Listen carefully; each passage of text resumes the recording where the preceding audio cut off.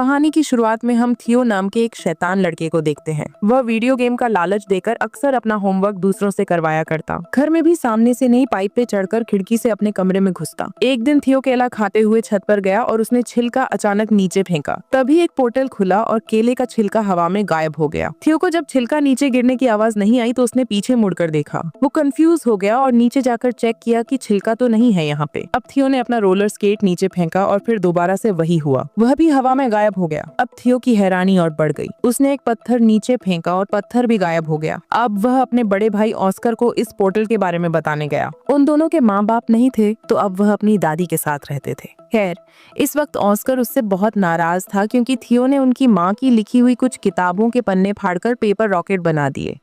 थियो ने बताने की कोशिश की कि उसे टाइम पोर्टल मिल चुका है, लेकिन ऑस्कर को लगा कि थियो उसका मजाक उड़ा रहा है। दरअसल उनकी माँ अचानक ही कहीं गायब हो गई थी। जहाँ एक तरफ थियो सोचता था कि वह किसी के साथ भाग गई, वहीं ऑस्कर का मानना है कि वह एक काबिल साइंटिस्ट हैं जो कि टाइम पोर्टल्स को ढूंढ रही थी और शायद अब किसी और समय में फंस चुकी हैं। वो उनकी रिसर्च को समझकर अपनी माँ को वापस लाना चाहता था। अब दोनों भाइयों में लड़ाई बढ़ती जा रही थी। इसी बीच दादी ने उन्हें कुछ खाने के लिए बुला लिया। दादी के आगे वह दोनों शांत रहे, लेकिन दादी के जाते ही दोबारा बहस शुरू हो गई। ऑस्कर ने गुस्से में थियो को एक आधी गाली बक दी, जिसके बाद थियो ने गुस्से में ऑस्कर का टर्टल पोर्टल में फेंक दिया। ऑस्कर बेचैन होकर हर जगह अपने प्यारे टर्टल को ढूंढने लगा, जिसके ना मिलने पर ऑस्कर ने हर जगह अपने टर्टल के मिसिंग पोस्टर्स लगाए। ऑस्कर उस टर्टल के बहुत करीब था। वो उससे अलग होकर बस रोता रहता। जल्द ही थियो को अपनी गलती का एहसास हुआ और उसने सब कुछ ठीक करने के लिए पोर्टल में कूदने का सोचा। पोर्टल में कूदते ही थियो भी वहां पहुंच गया जहां सब कुछ पड़ा था जो उसने पोर्टल में फेंका था। टर्टल भी वहीं पर था। थियो टर्टल को लेकर घर चला गया और वापस वहीं रख दिया, जिसके बाद वह चुपचाप सो गया। लेकिन अगली सुबह कुछ बहुत अजीब हुआ। थियो अभी सो ही रहा था, लेकिन ऑस्कर काम के लिए तैयार हो गया। अब ऑस्कर की उम्र काफी बढ़ चुकी थी। थियो दरअसल उस पोर्टल की मदद से 1990 से 2022 में आ गया था। यहाँ ऑस्कर एक फिजिक्स का प्रोफेसर है। जल्द ही ऑस्कर डेविड नाम के एक आदमी की दुकान पर कुछ सामान लेने गया। कुछ देर बाद इस दुकानदार की बेटी एलिना भी वहां आ गई। डेविड और एलिना काफी समय से अच्छे दोस्त हैं।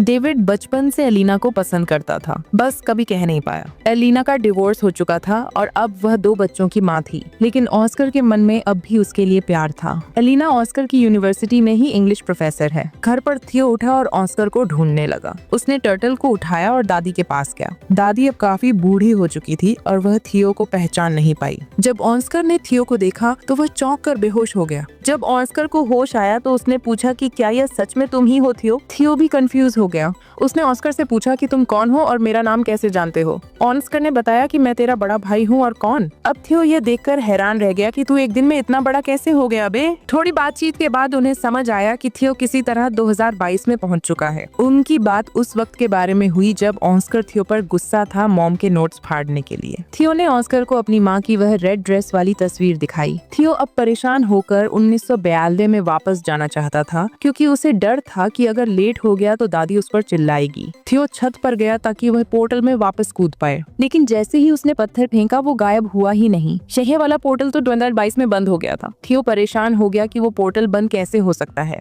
इस पर ऑस्कर ने उसे समझाया कि टाइम ट्रैवल इतना सीधा नहीं है। जिस रास्ते तुम यहाँ पर आए हो जरूरी नहीं वो पोर्टल वापस भी जाता हो। अब ऑस्कर ने सोचा कि एक नया पोर्टल ढूंढना पड़ेगा ताकि 2022 से 1990 में वापस जाया जा सके। इस बारे में जानकारी इकट्ठा करते हुए ऑस्कर थियो को अपने सीनियर प्रोफेसर के पास ले गया। उसने बताया कि 2022 में साइंस और टेक्नोलॉजी ने काफी तरक्की कर ली है, लेकिन टाइम पोर्टल जैसी कोई चीज नहीं हो सकती। प्रोफेसर की बात सुनकर दोनों भाई वहाँ से वापस आ गए। थियो मॉडर्न दुनिया को देखकर काफी हैरान था। उसने ऑस्कर का फोन देकर पूछा कि यह क्या है। ऑस्कर ने समझाया कि एक फोन है, लेकिन पुराने फोन्स की तरह इसमें नंबर घुमाने नहीं पड़ते, न ही इसमें कोई तार है। ऑस्कर ने थियो को शांत करवाते हुए कहा कि अब भी हमें पोर्टल को ढूंढने पर ध्यान देना चाहिए। तुम्हें 1990 में वापस जाना है कि नहीं? तभी थियो ने ऑस्कर को बताया कि मुझे हाथ से लिखी हुई एक लिस्ट मिली थी माँ के पेपर्स में जब मैं वो रिसर्च वाले पन्ने फाड़कर रॉकेट बना रहा था। मैंने तुम्हें परेशान करने के चक्कर में वो डिक्शनरी में छुपा दी थी। हो सकता है उसमें कुछ मिल जाए। उन दोनों ने दादी से उस डिक्शनरी के बारे में पूछा तो दादी ने बताया कि उसने वो डेविड को दे दी थी। अगले दिन वह सुबह उठे तो ऑस्कर ने बताया कि वह डेविड से मिलने जा रहा है और थियो को चुपचाप घर पर रहने कहने को कहा कि कहीं जाइयो मत, लेकिन थियो चुपचाप घर से बाहर निकलकर एक बड़े से मॉल में पहुंचा। मॉल में गैजेट्स को देखकर थियो एकदम हैरान हो गया। खास तौर पर उसने वीआर हेडसेट को इस्तेमाल करते हुए गलती से उसे तोड़ दिया। फिर ऑस्कर को वहां बुलाया गया, जिसे सारे नुकसान की भरपाई करनी पड़ी। ऑस्कर ने थियो को बात न सुनने के लिए डांटा और फिर वह दोनों डेविड के डिपार्टमेंटल स्टोर में गए वो डिक्शनरी ढूंढने के लिए। डेविड ने बताया कि उसने डिक्शनरी घर पर रखी है। तभी वहाँ एलिना आई। थियो बहुत हैरान है कि एलिना बड़ी होकर इतनी खूबसूरत कैसे हो गई। तभी एलिना ने पूछा कि ये बच्चा कौन है, इसे मेरा नाम कैसे पता। इस पर ऑस्कर ने झूठ कह दिया कि यह मेरे कजिन का बेटा है। ऑस्कर ने किसी तरह बात बदली और फिर एलिना ने दोनों को अपने घर में बुलाया, जहाँ उसका बेटा बेटी वीडियो गेम खेलने में बिजी थे। थियो इन वीडियो गेम्स को देखकर बहुत इम्प्रेस हो गया और एलिना के बेटे जॉन के साथ खेलने लगा। ऑस्कर को वह लिस्ट डिक्शनरी में मिल गई तो उसने थियो से कहा कि अब घर चलने का वक्त हो गया है, लेकिन थियो को वीडियो गेम खेलने में इतना मजा आ रहा था। तो एलिना ने कहा कि थोड़ी देर खेलने दो इसे, मैं इसे खुद तुम्हारे घर छोड़ने आ जाऊंगी। लेकिन खेलते हुए एलिना के बच्चों ने थियो का मजाक उड़ाना शुरू कर दिया,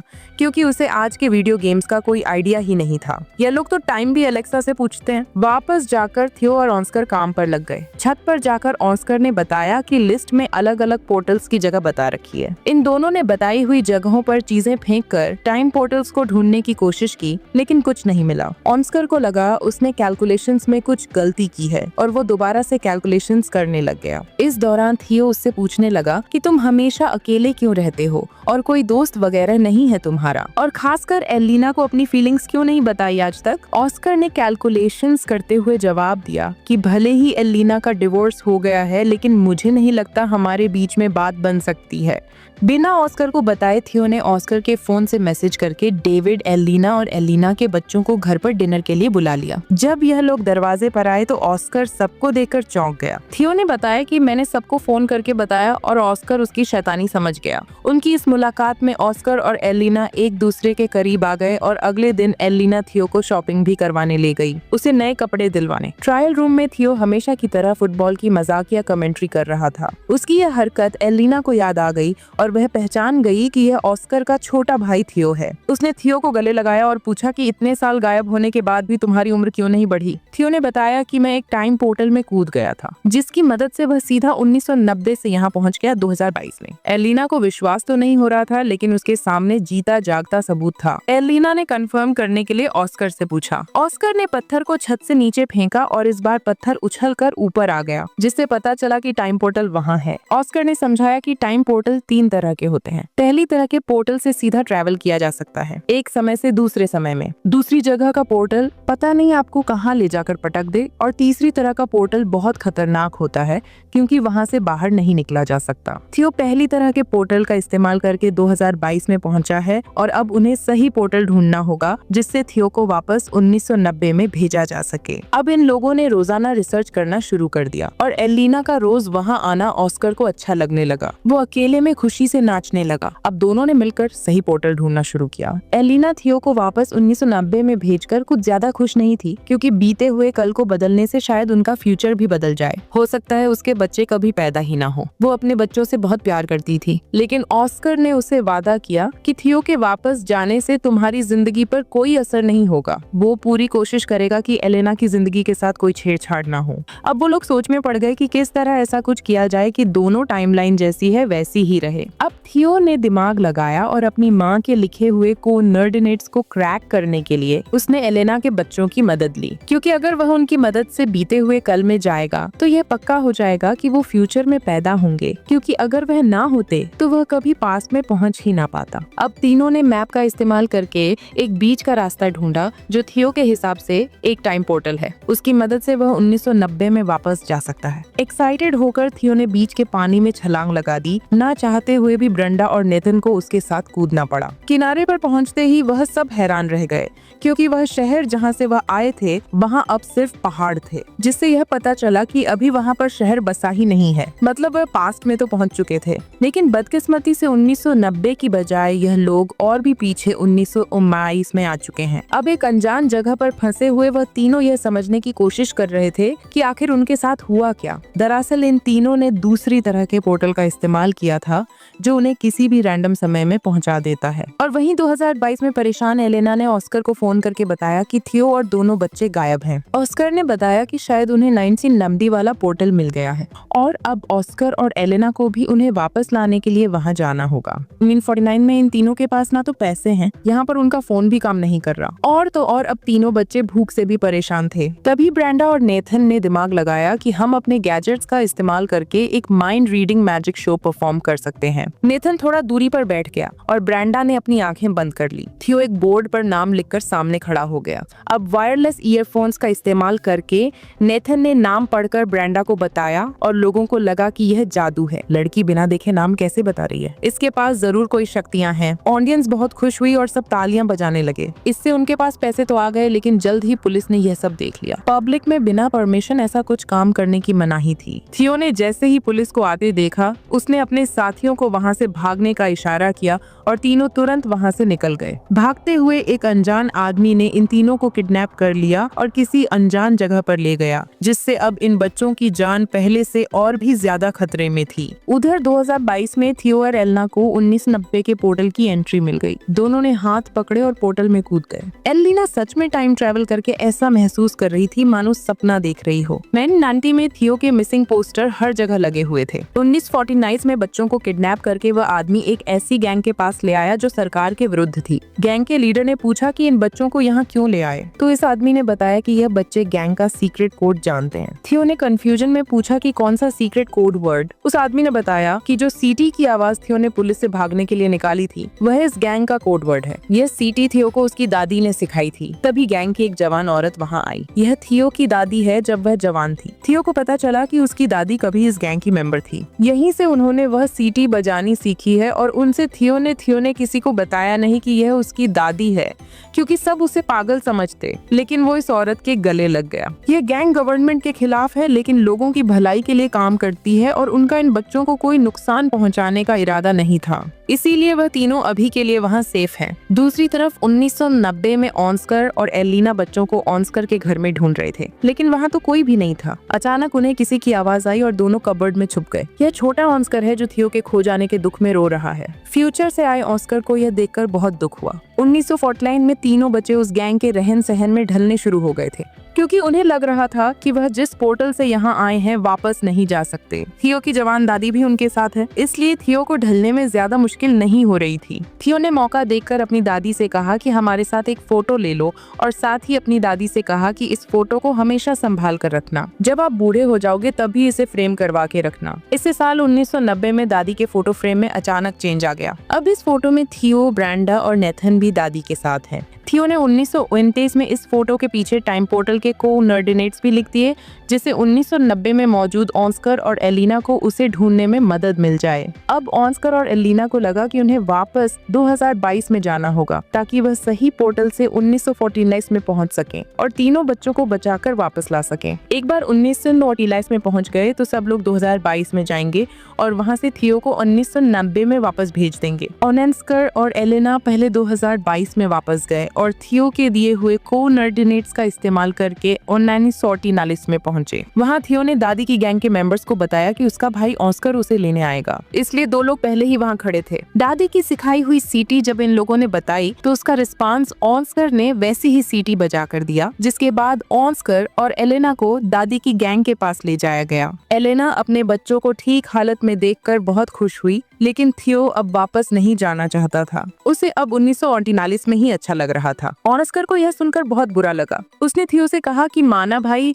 हम दोनों लड़ते हैं, लेकिन इसका मतलब यह तो नहीं कि एक दूसरे से प्यार नहीं करते। वह नहीं चाहता उसका छोटा भाई उसे छोड़कर चला जाए। ऑस्कर ने कहा कि तेरे जाने के बाद मैं कितना समय तुझे याद कर करके रोया हूँ, तू सोच भी नहीं सकता। तभी वहाँ उनकी यंग दादी आ गई। ऑस्कर उसे देखकर हैरान था, लेकिन कुछ बोला नहीं। अब इन सबको 2022 में वापस जाने का टाइम पोर्टल ढूंढना है, इसलिए गैंग का एक आदमी उन्हें गाड़ी में छोड़ने जा रहा था। ये आदमी और कोई नहीं बल्कि ऑस्कर और थियो के दादाजी हैं। जल्द ही उन्हें 2022 में वापस जाने का पोर्टल मिल गया और अब ऑस्कर ने थियो को वापस 1990 में भेजने की तैयारी कर ली। वह वाला पोर्टल वह पहले ही ढूंढ चुके थे उस कंस्ट्रक्शन साइट पर। थियो अक्सर नहीं जाना चाहता था क्योंकि 99-90 में उसके पास कोई नहीं है। उसके माँ बाप नहीं थे। वह बहुत अकेला महसूस करता था। उसने ऑस्कर से कहा कि मैं अब तुम्हारे साथ रहना चाहता हूँ। तुम मुझे थोड़ी थोड़ी पापा की याद दिलाते हो। ऑस्कर ने बड़े प्यार से थियो को गले लगा लिया और समझाया कि 1990 वाला ऑस्कर भी बहुत अकेला है। उसे थियो की वहाँ बहुत जरूरत है। अगर तुम अच्छे से रहोगे तो मैं वादा करता हूँ कि मेरा छोटे वाला वर्जन भी तुम्हारा बहुत ध्यान रखेगा। ना चाहते हुए भी थियो 1990 में चला गया,